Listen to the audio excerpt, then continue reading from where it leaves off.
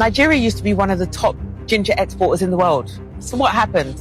In 2022, it shipped over $40 million worth of ginger, most of it grown in the north. But just a year later, the collapse began. Shipments blocked, containers rejected, crops wasted. So what really happened, guys? I mean, the crack started to show around 2016 to 2018 when Nigeria began pushing aggressively for agricultural diversification after the oil crash. The intention was right, but they didn't build the infrastructure to match. No proper testing labs, no export grade packaging, no trade protections, just crops and a little bit of hope. This is kind of like selling suya with no firewood. You've got the meat, but no flame. At the same time, Western NGOs were flooding ginger regions with grants and patented seeds and technical aid. And let's be real, okay? The farmers took what they could. They needed the help. But help without systems, it's kind of like a setup because those foreign inputs came tied to foreign standards. And Nigeria just didn't have the backbone to hold its own at the time. Now, before you say, Charmaine, here you go blaming the West, this really isn't about blame. It's about structure because weak infrastructure made the trap possible. But the rules weren't neutral. Then the regulations tightened. Ginger that used to be able to move was suddenly blocked, rejected, and wasted. Some shipments were flagged for, how do I say that word?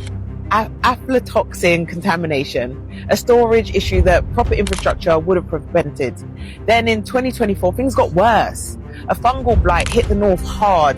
Ginger revenue dropped by like 74%.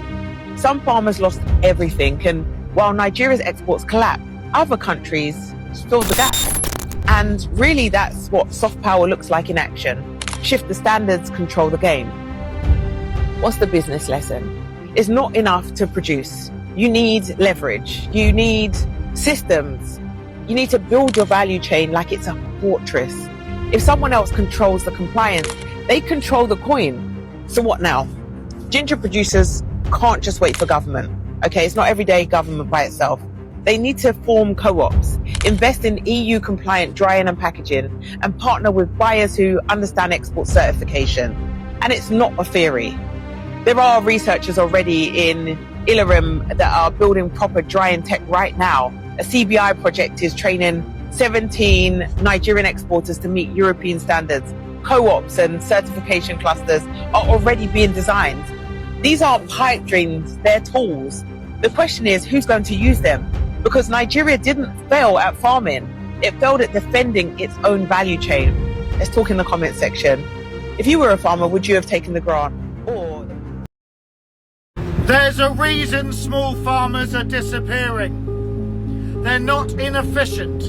They're not outdated.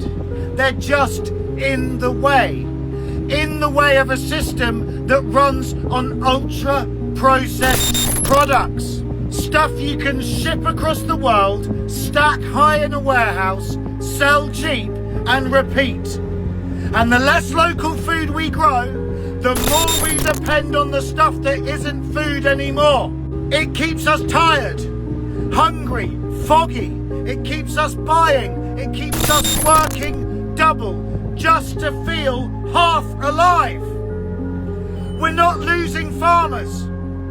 We're losing the last connection we have to real food.